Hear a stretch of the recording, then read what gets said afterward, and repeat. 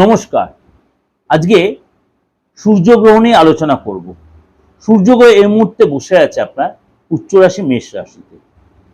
সেই সূর্যগ্রহ তার নক্ষত্র পরিবর্তন করে। আমি সবসময় বলছি গ্রহ রাশি সবসময় একবার রাশি চেঞ্জ হয়, একবার নক্ষত্র চেঞ্জ হয়। তা সেটা সকল রাশির ক্ষেত্রে এফেক্ট হয়। সূর্য মানে আর্থিক দৃষ্টিকোণ থেকে সূর্যের একটা ভূমিকা কিন্তু আছে, সব রাশির ক্ষেত্রে তার প্রভাব বিস্তার করে।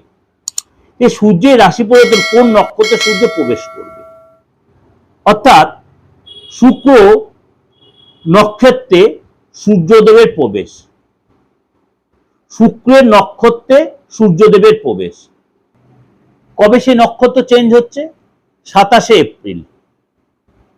27শে এপ্রিল সূর্য তার অশ্বিনী নক্ষত্র অর্থাৎ কেতুর নক্ষত্র ছেড়ে ভরণী নক্ষত্র অর্থাৎ শুক্রের নক্ষত্রে সূর্যদেব প্রবেশ করবে। অশ্বিনী নক্ষত্র ত্যাগ করে 27শে এপ্রিল সূর্যদেব ভরণী নক্ষত্রে প্রবেশ করে। তো এই ভরণী নক্ষত্র যে শুক্রের নক্ষত্র, তা আর্থিক দিক দিয়ে এটা যথেষ্ট প্রভাবশালী। সুতরাং এই সময়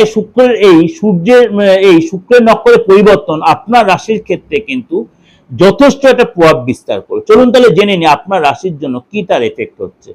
ধনুরাশি।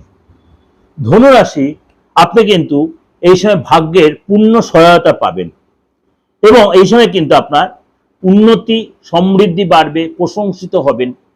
দীর্ঘদিন ধরে যে কাজগুলো আটকে ছিল সেই কাজ কিন্তু অনেকটা আপনি তুলে নিতে পারবেন এবং আপনার মধ্যে বিচক্ষণতা বৃদ্ধি পাবে।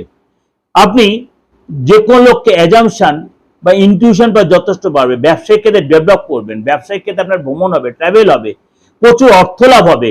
একাধিক জায়গাতে আপনার অর্থ লাভের আপনার একাধিক ওয়েতে অর্থ লাভের সুযোগ আসবে। অপ্রয়োজনীয় খরচ আপনি এড়িয়ে চলতে হবে। বিলাসিতার কারণে আপনার খরচ যেটা হচ্ছিল সেটা খরচ কন্ট্রোল করতে পারবেন। বাড়িতে কোনো নতুন জিনিস আনতে পারবেন, অর্থাৎ কোনো ইলেকট্রনিক্স আইটেম বা ইলেকট্রিক্যাল আইটেম, এগুলো পারপাসে আপনার খরচ হতে পারে। আপনার কোনো সম্পত্তি কোনো প্ল্যান, বিশেষ কোনো ফ্ল্যাট প্ল্যান করতে পারেন। ব্যাংক ব্যালেন্স আপনার বাড়বে, সেভিংস আপনি করতে পারেন, অর্থাৎ খরচটা হবে কিন্তু ভালো। আপনি রিনোভেশন করবেন, বাড়িতে কোনো ডেকোরেশন বা ইন্টেরিয়ার ডেকোরেশন, তার জন্য খরচ, অর্থাৎ যে খরচটা সেটা ভালো পারপাসে খরচ হবে। এটা আপনাদের যেটা আমি ওভারঅল একটা প্রেজেন্টেশন দিলাম, অবশ্যই বলছি এটা আপনাদের মিলবেই। কেন এই যে ট্রানজিটগুলো আমি মেনশন করে করে আপনাদের বলি, কেন আপনাদের ক্ষেত্রে সেই ঘটনাগুলো ঘটে বা ঘটছে, তার জন্য আপনারা আমাকে হোয়াটসঅ্যাপে বা আমার কমেন্ট সেকশনে সেই মেসেজগুলো করছেন। তার জন্য আপনাদের কাছে আমি এতটা অনুপ্রাণিত, আবার আপনাদের কাছে সেই ছোট ছোট করে ট্রানজিটগুলো দেওয়ার চেষ্টা করি, যাতে আপনারা অ্যাস্ট্রোলজিটা অনেকটা জানতে পারেন, শিখতে পারেন অ্যাস্ট্রোলজি কতটা বাস্তব ভিত্তিক, কতটা সায়েন্টিফিক। তার জন্য অ্যাস্ট্রোলজি ঠিক করে প্রপার বিচার করে। তন্ত্রের বিচারটা তখন হয়ে যায়। তন্ত্র হচ্ছে আমাদের বারবার বলি অপারেশন থিয়েটার, গুপ্তবিদ্যা, গুহ্য বিদ্যা। আমি যতটা পারি তন্ত্র নিয়ে আলোচনাটা কম করার চেষ্টা। কারণ তন্ত্র যারা আমার নিয়মিত ভিউয়ার্স, যারা আমার ক্লায়েন্ট, যারা আমার সাথে যোগাযোগে আছেন, তারা জানেন তন্ত্রটা আমার রক্তে। তন্ত্র আমি যেভাবে কাজ করে দিই, মানে আমি কারোর সাথে কোনো কম্পিটিশন বা কারোর সঙ্গে প্রতিপক্ষ হিসেবে বলতে চাইছি না। আমি হয়তো দুদিন হয়তো টাইম বাদ, কারোর কাজ তুরন্ত হয়ে যায়, কারোর কাজ দেরি হয়, কিন্তু তন্ত্রের কাজ এতটাই পাওয়ারফুল যে মৃতপ্রায় ব্যক্তি ছাড়া সমস্ত রকম কাজ তন্ত্র মাধ্যমে করা যায়।